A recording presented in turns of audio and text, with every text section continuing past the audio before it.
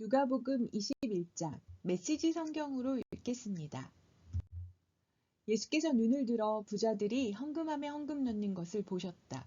그 후에 한 가난한 과부가 동전 2개를 헌금함에 넣는 것을 보셨다. 예수께서 말씀하셨다. 과연 이 과부가 오늘 가장 많은 헌금을 드렸다. 다른 사람들은 아깝지 않을 만큼 헌금했지만 이 여자는 자기 형편보다 넘치도록 드렸다. 자신의 전부를 드린 것이다. 사이비 종말론자를 조심하여라. 하루는 사람들이 모여서 성전에 대해 이야기하고 있었다. 그들은 성전이 정말 아름답고 성전의 석조물과 기념 헌물들이 수려하다고 말했다. 예수께서 말씀하셨다. 너희가 그토록 감탄하는 이 모든 것, 이 성전의 돌 하나하나가 결국 잔의 더미가 되고 말 것이다. 그들은 예수께 물었다. 선생님, 그런 일이 언제 일어나겠습니까? 그런 일이 일어나려고 할 때 우리에게 어떤 징조가 있겠습니까? 예수께서 말씀하셨다. 사이비 종말론자들을 조심하여라. 많은 지도자들이 정체를 숨기고 나타나서 내가 그다라고 하거나 또는 종말이 가까이 왔다고 주장할 것이다. 그런 말에 절대 속지 마라. 전쟁과 폭동의 소문이 들리거든 당황하지 말고 침착하여라.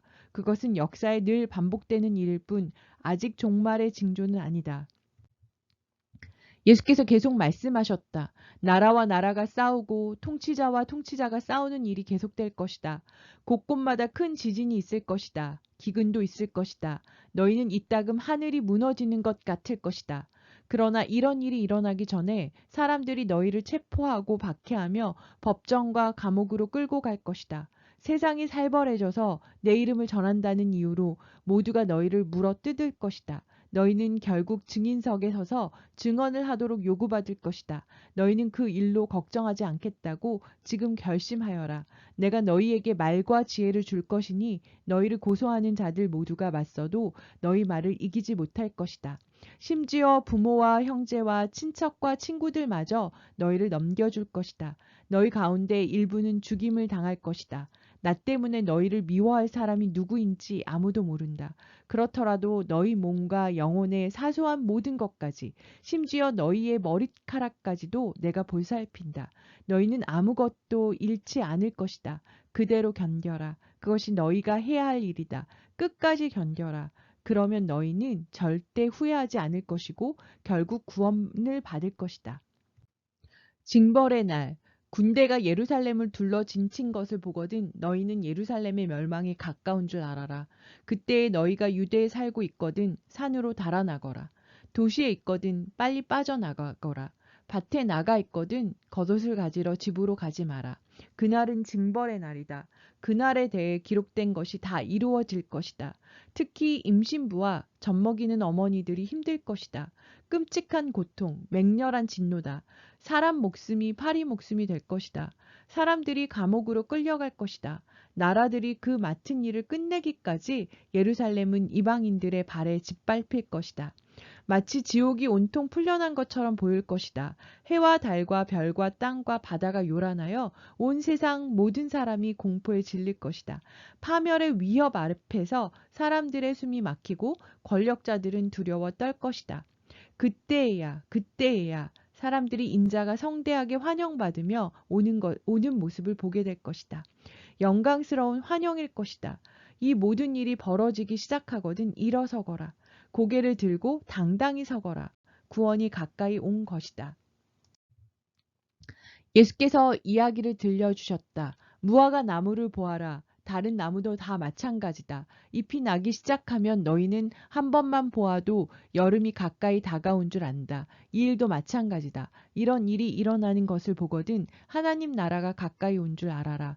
이것은 가볍게 여길 일이 아니다. 내가 지금 하는 말은 어느 훗날의 세대에게만 주는 말이 아니라 이 세대에게도 주는 말이다. 이 일들은 반드시 이루어진다. 하늘과 땅은 닳아 없어져도 내 말은 닳아 없어지지 않을 것이다.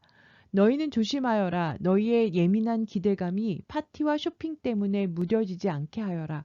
그렇지 않으면 그날이 불시에 너희를 덮치고 덫과 같이 너희를 잡을 것이다. 그날은 모든 곳에서 모든 사람에게 동시에 임할 것이다. 그러니 너희는 무엇을 하든 방심하지 마라. 닥쳐올 모든 일을 끝까지 견뎌내고 마침내 인자 앞에 설 힘과 분별력을 얻도록 끊임없이 기도하여라. 예수께서 낮이면 성전에서 가르치시고 밤이면 나가서 올리브산에서 지내셨다. 모든 백성이 새벽같이 일어나 성전으로 가서 그분의 말씀을 들었다. 예수께서 말씀하셨다. 이 땅에서는 결혼이 중대한 관심사지만 저 세상에서는 그렇지 않다. 죽은 사람들의 부활에 참여하는 사람들에게 결혼은 더 이상 관심사가 못 된다. 죽음도 마찬가지다. 너희야 믿지 않겠지만 그들에게는 더 나은 관심사가 있다. 그때에는 하나님과 최고의 기쁨과 친밀감을 나눌 것이다. 모세도 불붙은 떨기나무 앞에서 부활에 관해 외치기를 아브라함의 하나님, 이삭의 하나님, 야곱의 하나님이라고 했다. 하나님은 죽은 자의 하나님이 아니라 산 자의 하나님이시다. 그분께는 모두가 살아있다. 몇몇 종교학자들이 말했다. 선생님, 훌륭한 답입니다. 한동안 아무도 그분께 묻는 사람이 없었다. 그 후에 예수께서 그들에게 물으셨다. 어째서 사람들이 메시아를 다윗의 자손이라고 하느냐? 다윗은 시편에 분명히 말했다. 하나님께서 내 주님께 말씀하셨다. 내가 내 원수들을 내 발 아래 둘 때까지 너는 여기 내 오른편에 앉아 있어야.